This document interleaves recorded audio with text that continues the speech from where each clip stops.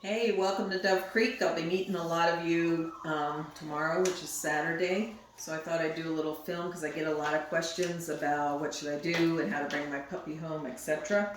So we will talk about crates. Um, these are wire crates. You don't need one quite this big. If you can get, I think they're 28 inches tall, 24 inches tall by 36.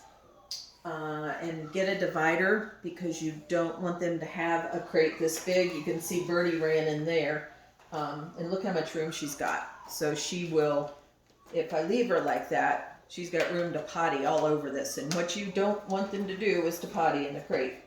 You want to have the crate so they can get up and turn around, and that's about it. You don't want a lot of playroom, particularly at first. Next thing, slowly get them used to the crate. And if you put the puppy in there, the puppy is going to complain bitterly, which is going to be a loud, shrill bark that's going to pierce your ears. Unfortunately, you just kind of have to live with it. Always give them a high value treat when you put them in the crate. So throw the treat in, let them follow the treat in, close the door. Never take a barking puppy out of a crate. You've just taught them, oh, if I bark, she's opening the door and I'm coming out. So make sure you wait until the puppy is quiet. It may even take you talking to the puppy, but that's really not the best approach. Wait till the puppy is quiet, then let the puppy walk out on its own. And I prefer the wire crates over the plastic airline, I call them airline crates. For a couple of reasons. Number one, they can't see out of the plastic ones real well. And number two, the ventilation isn't quite as good. So you can see the wire ones are, they're just open everywhere. I think the plastic ones would definitely get hot. If you only have the plastic ones, it's sufficient. And you may have some friends that have small crates that you can borrow if your crate doesn't have a divider. Because a lot of times we get them for puppies and then you don't need them anymore, So that's always a good thing. Reach out to people and say, hey, do you have a small crate I can borrow? And let's talk about rewards. I didn't bring any down, but there's what we call different levels of rewards. So things like a Bill Jack, a commercial treat, in my book is a low-level reward. You would want to use that for certain training. Mid-level reward, I guess they're both pretty high level. Chicken. We got a rotisserie chicken, and kind of as we're pieces we aren't using, I turn them into dog treats. That's a real high level reward. I'd use that. And string cheese. And don't get the cheap string cheese. Go ahead and pay for the, I think it's Kraft. The other stuff kind of melts in your pocket, and you don't want a smushed pocket full of cheese. As I said, you always have rewards in your pocket at all times. To teach the puppy its name, it's simply repetition. Call its name, say yes, and give it a treat when it responds. Okay, so let's see if we can get her to come to us. Birdie, come. Birdie, come. Yes, good Birdie. Good girl. Good Birdie. Good girl. So that's a high-level treat, and that's what you do. You just repeat it all day, and you might walk to a different spot. She may follow you. Birdie, come here. If you want her to sit, push your hand back. And we've never tried down with her. We'll try down. So first times you want to do down, you want to do it from a sitting position, and then kind of cross your hand over and say down. Nope. Sit. Yes. Down. Nope. Sit. Yes. Down. Yes. Good girl. Good Birdie. And you always want to have a release for your dog. Free dog, go, fantastic, whatever you want to release. But always yes and treat. And the reward becomes yes. So in clicker training, it's the same kind of thing for those of you who like that. I don't do it. I don't have enough hands or the mental capacity to be clicking things and everything, but I can real good at handing dogs treats. Clicker training is fine. It's just not something that I do. Water. So when you get your puppy home, it's going to be nervous. It's in a new environment. It doesn't have its 9 other brothers and sisters running all over the place, or mama, or any of these other dogs. Could cause stomach distress. So one of the things you want on hand is 100% raw pumpkin.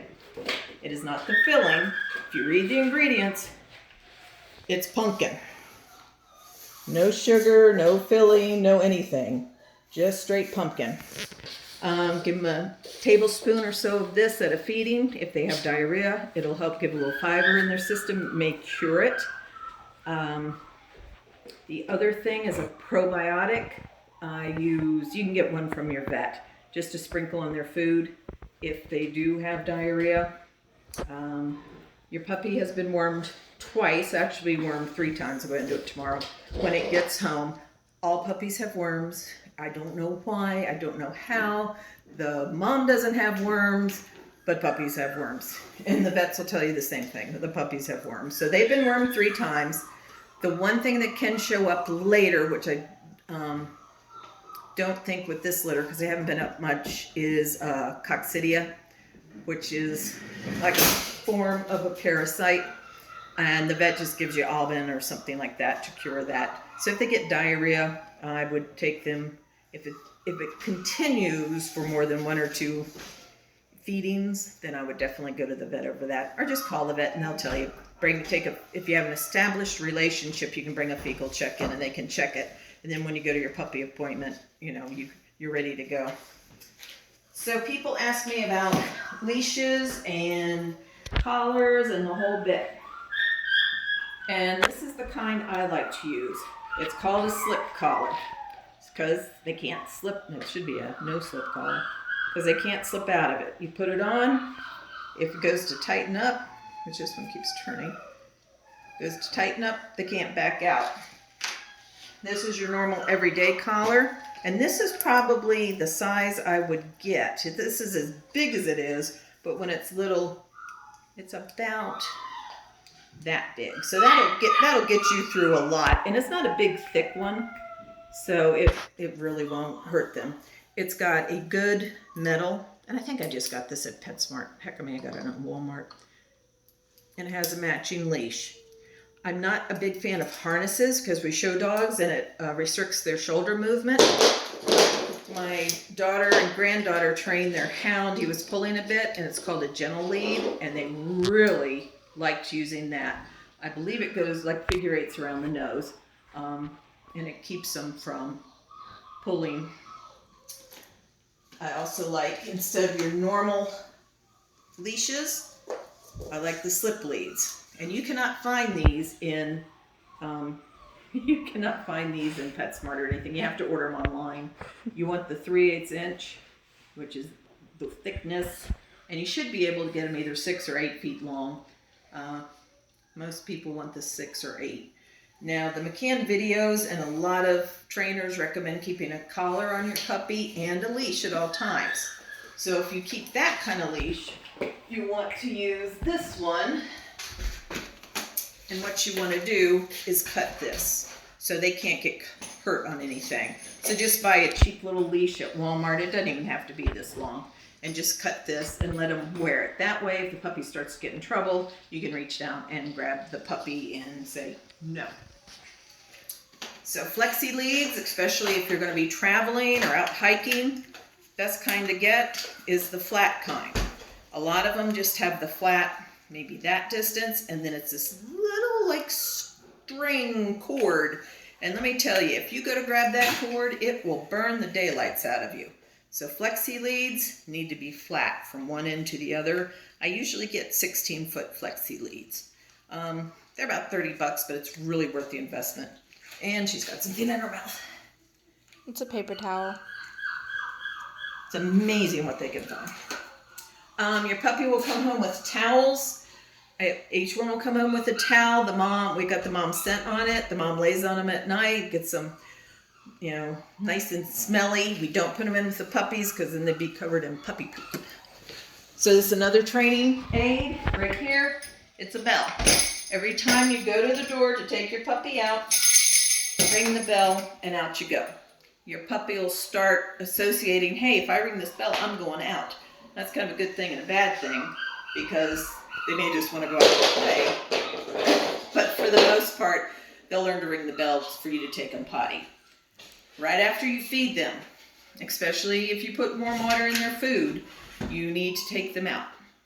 I wouldn't wait more than 5 or 10 minutes, especially as little as they are, because what goes in comes out the other end pretty quick. And as far as going out to the potty, when we first got Birdie home, we were taking her out every hour. And then I put her in an X-Pen with a puppy pad at night. And I've gotten her, she's, I think, 11 weeks on Monday. And she's getting to the point she can sleep in a small crate all night long. So she's really doing good. Water. That's another thing that can cause distress. We're on well water, so we don't have the chlorines and all that in it. If you want to bring a gallon container and take some of my water home and slowly mix over to your water, that might be a good idea, and reduce, the amount of stress on the puppy. And your food, like I say, if you're not going to feed ProPlan, take my ProPlan that I'm giving you and then slowly go over to the food you're going to use. Don't just change it overnight, or you'll definitely have stomach distress and diarrhea. And that's at any stage in their life, not just as a puppy. Anytime you change foods, it causes distress. So you do it over a week or 2 weeks' time. And you should have your second vet appointment ready to go for when you get home. Everybody went to the vet and no heart murmurs, and they got their first vaccine, and they are microchipped, so I'll get your microchip information, and they will have a lifetime microchip with AKC Reunite. So I better quit talking. We have really low bandwidth here, and I'll never get this YouTube to upload. If you think of any other questions, just text me with them or write them down. We can talk about them starting tomorrow. I'll see you all then. Birdie says bye.